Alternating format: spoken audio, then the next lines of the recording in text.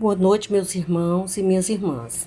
Sejam todos muito bem-vindos a mais um momento de prece e evangelho do Centro Espírita Cearense. A mensagem dessa segunda-feira é de André Luiz, psicografada por Chico Xavier, da obra O Espírito da Verdade. A mensagem se intitula Calma. Se você está no ponto de estourar mentalmente, silencie alguns instantes para pensar. Se o motivo é moléstia no próprio corpo, a intranquilidade traz o pior.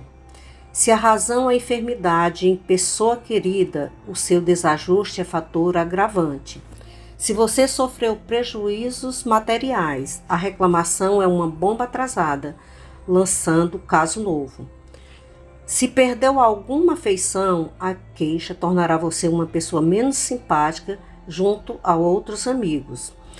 Se deixou alguma oportunidade valiosa para trás, a inquietação é desperdício de tempo. Se contrariedades aparecem, o ato de esbravejar afastará de você o concurso espontâneo. Se você praticou um erro, o desespero é porta aberta a faltas maiores. Se você não atingiu o que desejava, a impaciência fará mais larga distância entre você e o objeto a alcançar. Seja qual for a dificuldade, conserve a calma, trabalhando, porque em todo problema a serenidade é o teto da alma, pedindo o serviço por solução. Agradecemos nesse momento ao nosso Mestre Maior, Jesus, pela oportunidade da vida, pela nossa busca pelo conhecimento e da verdade através do Evangelho segundo o Espiritismo, e pedimos a sua luz para nos guiar hoje e sempre. Que assim seja. Muita paz para todos. Olá, amigos do Centro Espírita Cearense, participantes do Evangelho online pelo YouTube. A leitura do nosso Evangelho de hoje é do capítulo 9, Bem-aventurados aqueles que são brandos e pacíficos, item 4, a partir do segundo parágrafo, e o item 5. É evidente que nesta, como em qualquer circunstância, a intenção agrava ou atenua a falta. Mas por que uma simples palavra pode ter tamanha gravidade para merecer tão severa reprovação? É que toda palavra ofensiva exprime um sentimento contrário à lei de amor e caridade, que deve regular as relações entre os homens, mantendo a união e a concórdia. É um atentado à benevolência recíproca e à fraternidade entretendo o ódio e a animosidade. Enfim, porque depois da humildade perante Deus, a caridade para com o próximo é a primeira lei de todo cristão. Mas o que dizia Jesus por essas palavras, bem-aventurados os mansos, porque eles possuirão a terra? Não ensinou ele a renúncia aos bens terrenos, prometendo os do céu? Ao esperar os bens do céu, o homem necessita dos bens da terra para viver. O que ele recomenda, portanto, é que não se dê a estes últimos mais importância que aos primeiros. Por essas palavras, ele quer dizer que até agora os bens da terra foram assambarcados pelos violentos, em prejuízo dos mansos e pacíficos. Que a estes falta frequentemente o necessário, enquanto os outros dispõem do supérfluo. E promete que justiça lhes será feita, assim na terra como no céu, porque eles serão chamados filhos de Deus. Quando a lei de amor e caridade for a lei da humanidade, não haverá mais egoísmo. O fraco e o pacífico não serão mais explorados nem espezinhados pelo forte e violento. Será este o estado da terra quando, segundo a lei do progresso e a promessa de Jesus, ela estiver transformada num mundo feliz pela expulsão dos maus. Olá, meus irmãos. Então vamos pensar um pouco sobre essa passagem que foi lida do capítulo 9, Bem-aventurados os mansos e pacíficos, porque herdarão a terra. Nesse último parágrafo, nós temos alguns aspectos para analisar. Quando ele vai dizer que bem-aventurados os mansos e os pacíficos, e aí ele fala que qualquer pessoa que dirigir uma palavra equivocada, uma palavra pesada ou fizer raca, como aquela expressão, né, judaica, aquela ato judaico de quem não gostava do outro ou tinha raiva do outro. Então ele já começa nesse parágrafo dizendo que a intenção é que agrava ou atenua a falta. Então quando você utiliza uma palavra para denegrir a imagem de alguém, para machucar, para magoar, para ferir, o que está por trás da palavra, que às vezes não é uma palavra tão severa, mas é o que agrava, porque nós aprendemos que a boca fala daquilo que o coração está cheio. E quem é capaz de dizer uma má palavra ou dizer algo violento para outro, normalmente está com o coração cheio, né? A boca está só expressando. Então ele vai lembrar que uma simples palavra pode ser de uma gravidade sem tamanho para poder merecer a reprovação, porque é a intenção que vale. E às vezes pode matar uma pessoa, pode tirar a esperança, pode tirar a confiança, pode deixar uma pessoa triste, né? E aí ele lembra que toda palavra ofensiva, ela exprime um sentimento contrário à lei de amor e caridade, que é a lei que devemos perseguir, conquistar, buscar, internalizar.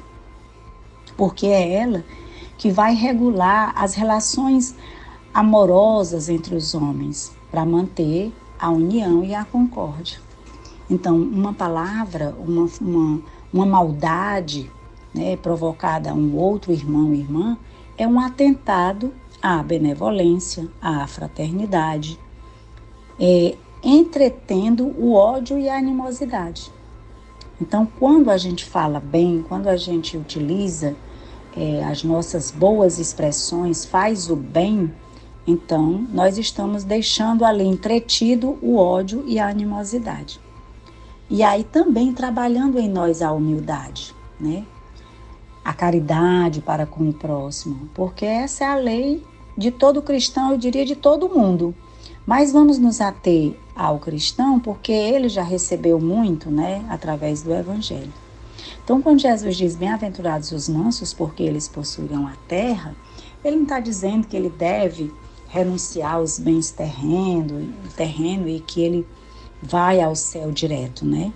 Mas é através da luta da terra, do dia a dia, né, das pelejas do homem na busca da sua sobrevivência, que ele pode pronunciar bem ou mal essas palavras ou fazer ações, promover ações equivocadas, né?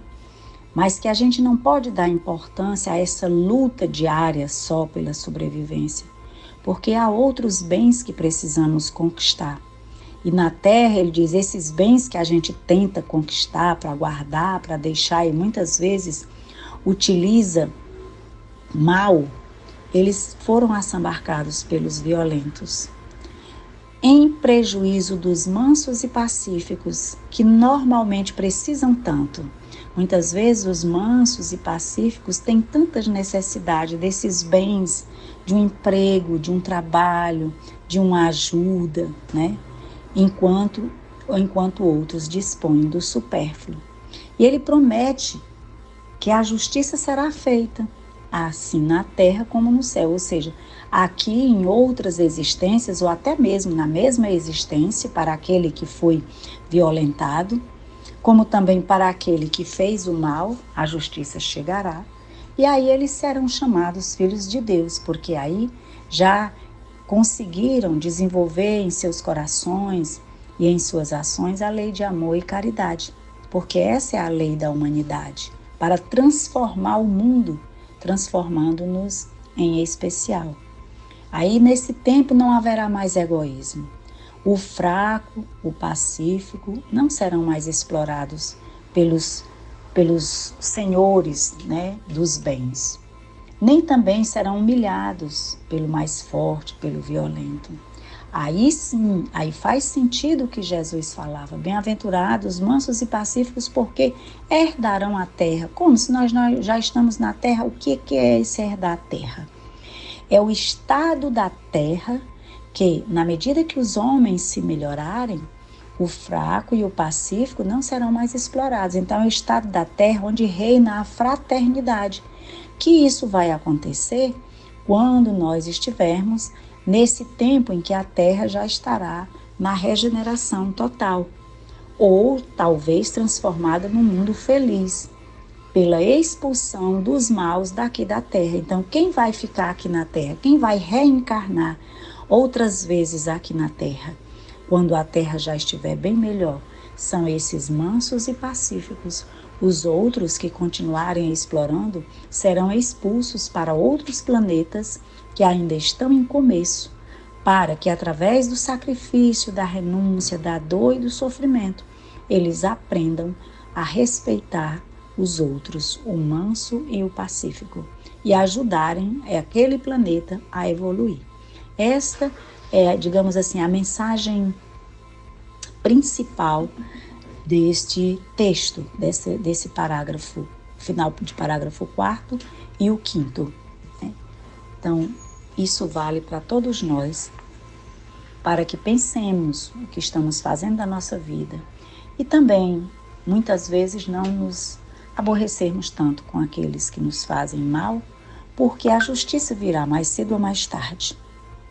A paciência, a tolerância, a perseverança, né, pode nos ajudar com certeza a ficar aqui na Terra. Quando a Terra passar por esse processo todo de transição, de mundo de prova e expiação para mundo de regeneração, nós seremos mais felizes.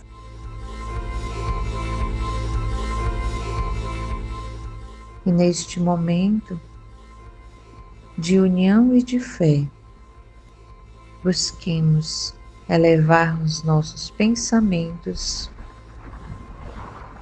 sentindo a presença de Jesus entre nós, da espiritualidade amiga que nos assiste.